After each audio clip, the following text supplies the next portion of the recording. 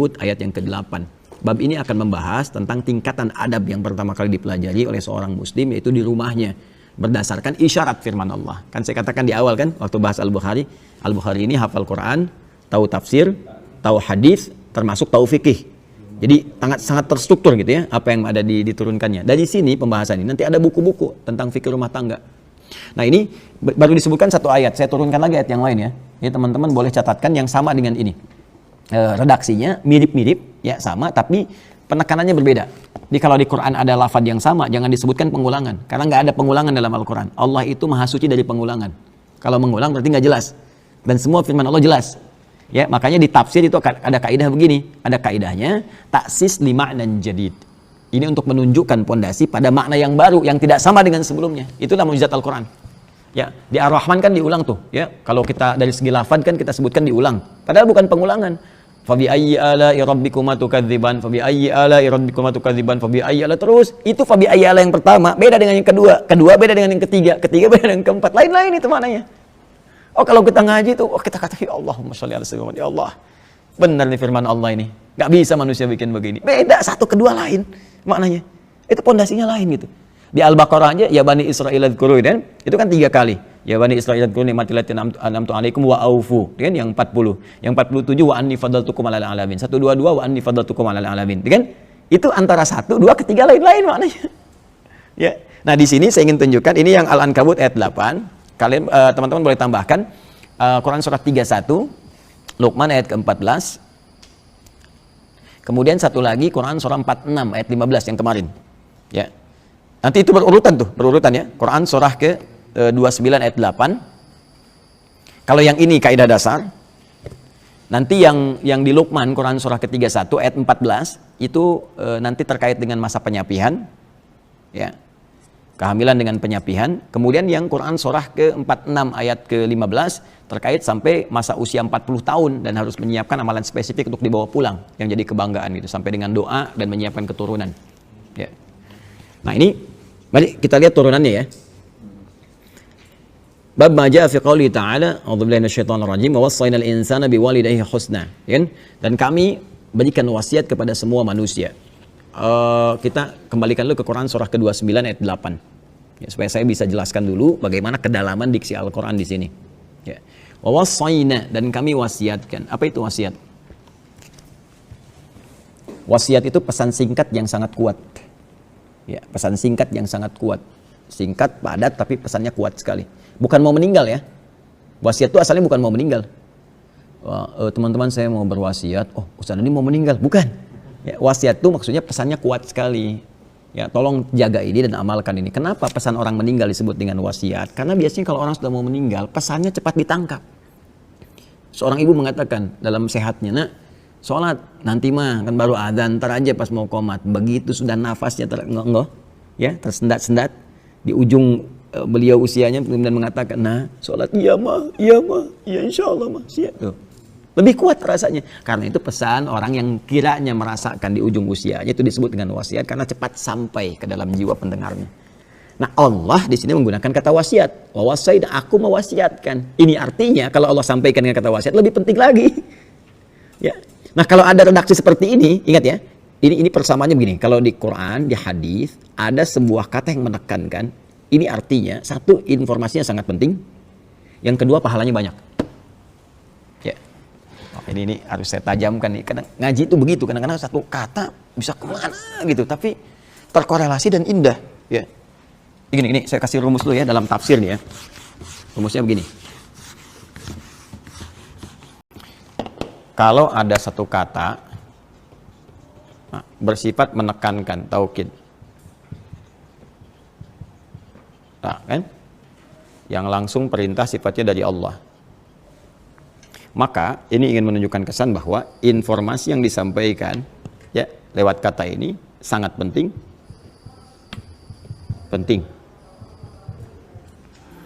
Karena sangat penting, maka konsekuensinya pahalanya banyak, besar. Nah. Karena pahalanya banyak, maka pengaruhnya adalah satu, bisa mempercepat terkabulnya doa. Nah, Kedua, bisa mempercepat terampuninya dosa, gugurnya dosa-dosa. Terampuni dosa. Lihat bagannya tuh. Sini, sini, sini, sini. Yang menggunakan kata penguat tuh banyak. Ya, yang menekankan itu. Ada yang pakai inna misalnya. Inna tuh, ya. Kalau innanya begini, itu baru hurufnya. Kalau sudah pakai tambah nahnu tuh bisa disingkat jadi na panjang begini. Ya, inna pendek begini ditambah dengan na, gini disatukan menjadi gini, inna gini. Ya. Na-nya ini berfungsi menunjukkan keagungan Allah. Ya, sekaligus pentingnya informasi yang disampaikan. Saking pentingnya Allah menyampaikan dengan keagungannya. Kalau ada yang begini, pakai inna begini, ini berlaku hukum ini. Contoh di Ramadan, Quran surah 97. Inna anzalnahu fi Lailatul Qadar. Pakai inna berarti infonya sangat penting. Pahalanya banyak. Berapa pahala di malam Al-Qadar? Lailatul Qadri khairum min alfi syahr. Sekarang saya tanya, kalau di malam Al-Qadar berdoa terkabul tidak? Terkabul. Dosa diampuni enggak? Masuk kan prakteknya kan? Nah, sekarang kalimatnya langsung menggunakan kata, diksinya bukan huruf lagi. Wa wassayna. Wasi pakai na lagi di ujungnya. Ya, wa wassayna. Wassayna. Wassa aja ini udah mewasiatkan. Wassa yuwassi, ya kan? Atau ausa yusi, wassa yuwassi. Ada ausa yusi, ada wassa yuwassi, ya. Pakai na lagi. Nih, untuk menunjukkan keagungan.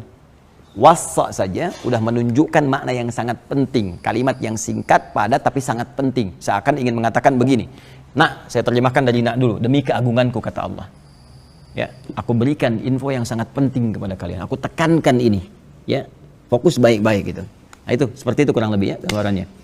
Kemudian al-insana, manusia. Di terjemahan disebutkan manusia. Manusia itu disebut dengan 5 nama di Al-Quran. Ada bashar, 35 kali disebutkan di Quran. Ada ins, ya, dipasangkan dengan jin, ya, ma'syaral jinni wal ins, 18 kali disebutkan di Quran.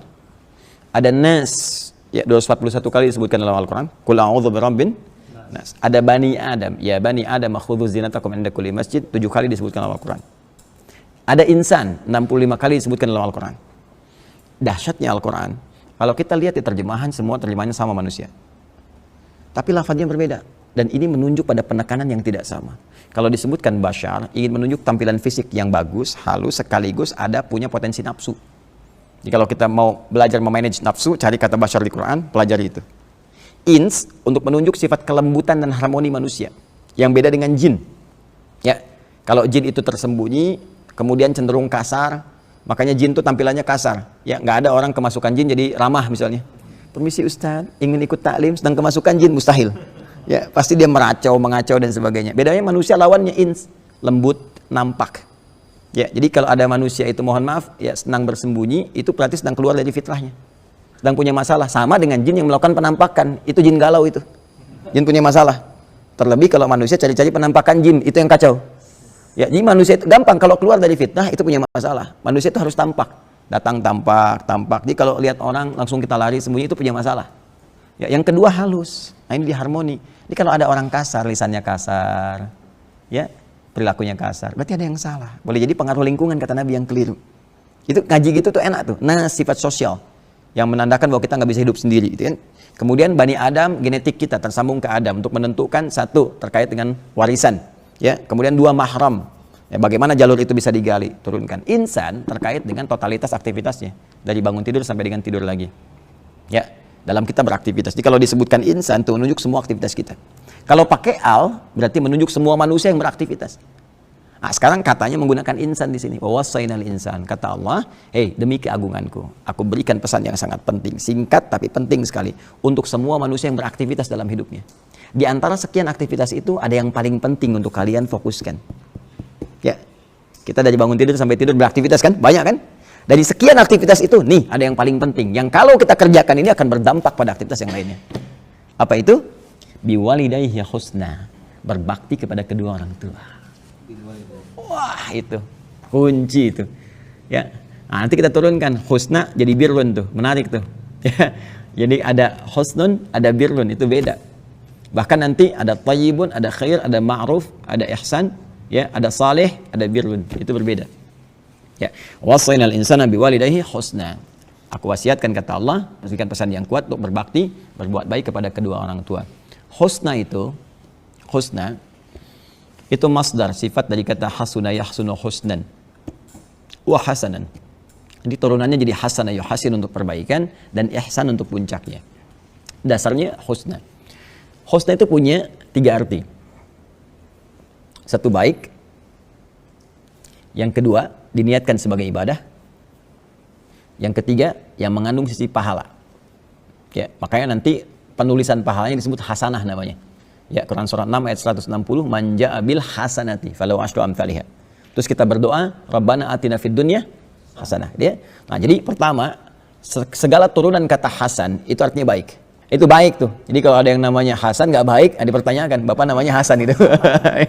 Pokoknya kalau lagi nggak baik dibilangnya, ya Pak namanya Hasan gitu kan. Nah, itu ya. Yang kedua bukan cuma baik, yang baik banyak. Kebaikan itu diniatkan sebagai ibadah. Jadi ketika Allah memberikan gambaran, berbuat baiklah kepada kedua orang tua, itu dinilai Allah sebagai ibadah. Dan tinggi nilainya. Makanya nanti di Quran surah ke-17 ayat 23, itu tingkat ketinggian ibadah, ya, dalam rangka berbakti kepada orang tua, itu diletakkan oleh Allah setelah beribadah kepada Allah, menuhankan Allah. Wa qadha rabbuka alla ta'budu illa iyyah wa bil walidaini ihsana. Tuh, tingkatnya tinggi. Jadi jangan dikira kita berbakti cuma cium tangan aja nggak ada nilainya. Tidak, itu tinggi sekali. Dan ketinggian ibadah itu terletak setelah menyembah kepada Allah Subhanahu wa taala. Dari sisi pahalanya. Ya, makanya Allah sangat murka kalau ada seseorang misalnya, mohon maaf sekali.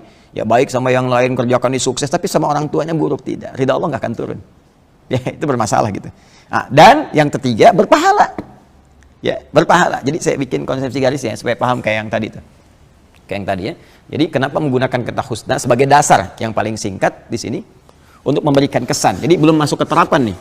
Ya, baru dikasih konsepsi dulu, kalau kita mau, Allah turunkan nanti secara detail dan harus mau. Ya, ini menunjukkan satu turunan kata hasuna. Ya, ini kalau ada begini ruq'ah namanya. Kadang disebut riq'ah. Ini sin kalau panjang begini, sin. Ya. Hasuna yahsunu husnan wa hasanan, nanti ada wa ihsanan, ya, kalau pakai ahsana, dan tahsin kalau pakai hasana. Ini menunjukkan, garis ini menunjukkan 3 hal. Satu, segala perbuatan yang baik mengandung nilai ibadah dan berpahala. Kita praktekkan dengan ayat ini dalam konteks bakti kepada orang tua. Orang tua. Ya. Wa wassaynal insana biwalidayhi husna. Kami wasiatkan kepada setiap manusia untuk berbakti kepada kedua orang tua. Menggunakan kata ini, turunan kata ini. Artinya apa? Bakti di sini menunjukkan perbuatan baik. Kita belum masuk detail ya. Ketika kita berbuat baik pada orang tua, baik itu banyak nanti, dengan sikap, dengan harta benda, dengan perhatian, dengan macam-macam. Itu dicatat oleh Allah langsung sebagai ibadah. Dan ibadahnya bukan main-main, ibadah tertinggi, urutannya kedua setelah kita menyembah Allah Subhanahu wa taala melalui rasulnya. Ya, dalilnya Quran surah ke-17 ayat 23. Wa qadha rabbuka alla ta'budu illa iyyah wa bil walidaini ihsana. Allah telah menetapkan satu ketentuan, ya, hanya menyembah Allah saja. Salat, kan? Kemudian kita puasa karena Allah, baca Quran karena Allah, mengikuti Rasulullah, kan? Nah, semua itu tingkatannya yang kita kerjakan nomor 1. Setelah itu urutan keduanya apa? Wa bil walidaini ihsana, berbakti pada orang tua. Tingkat tertinggi nomor 2. Dan ketika dikerjakan itu, apapun yang kita kerjakan dengan niat ibadah ini, saya mau sekolah minta doa saja, dengan niat kita memuliakan orang tua, ya, saya memuliakan orang tua minta doa, itu dicatat pahalanya. Punya nilai pahala. Berapa pahalanya? Paling sedikit 10 kebaikan. Dalilnya Quran surah ke-6 ayat 160. Ini Quran surah ke-17 ayat 23. Ya. Pahalanya disebut hasanah namanya. Perhatikan tuh. Ini perbuatannya, ibadahnya disebut dengan ihsan. Ya. Pahalanya disebut dengan hasanah. Ya. Bu Hasanah, ibu yang mendulang pahala dalam aktivitasnya gitu ya. Ini. Ya. Manja abil hasanati, siapa yang melakukan satu kebaikan yang punya nilai pahala, falahu asyru amsalihha, kami balas dengan 10 kali lipat. Jadi kalau kita melakukan sekali aja, assalamualaikum ma, insyaallah mama sehat selalu ya, dicatat langsung 10 kebaikan. Wah, itu kalau nyari pahala itu banyak sebetulnya peluangnya. Dan ibu, bapak itu luar biasa. Assalamualaikum Pak, semoga sehat-sehat, minta doa ya. Kita padahal yang minta doa, tapi kita diberi pahala. Ya. Apalagi misalnya kita support, kita berikan kasih sayang, ya. Kemudian misalnya kalau orang tua masih hidup, nah datangi, silaturahim, walaupun cuma bawa buah-buahan, senangkan hatinya, ya kita mengelus dalam kebaikan, oh itu pahalanya banyak sekali. Ya, nanti kalau sudah nggak ada pun, masih ada lagi. Masih ada tuntunannya. Ya, saya misalnya ayah sudah nggak ada gitu kan, masih ada caranya. Bahkan hadisnya detail sekali. Nanti kita tunjukkan. Kalau ada peluang harta bisa pakai harta, kalau ada peluang ilmu bisa pakai ilmu, kalau ada tenaga pun bisa diarahkan, yang diharapkan pahalanya untuk orang tua yang telah meninggal. Bisa. Niatkan. Minimal doa. Minimal doa. Makanya kan kita punya doa kan, Rabbighfirli waliwalidayya warhamhuma kama rabbayani. Ya, kalau orang meninggal kita katakan apa? Almarhum kan? Warhamhuma. Ya, baik hidup ataupun telah meninggal. Makanya ketika meninggal kan Allahumma ighfir lahu warhamhu.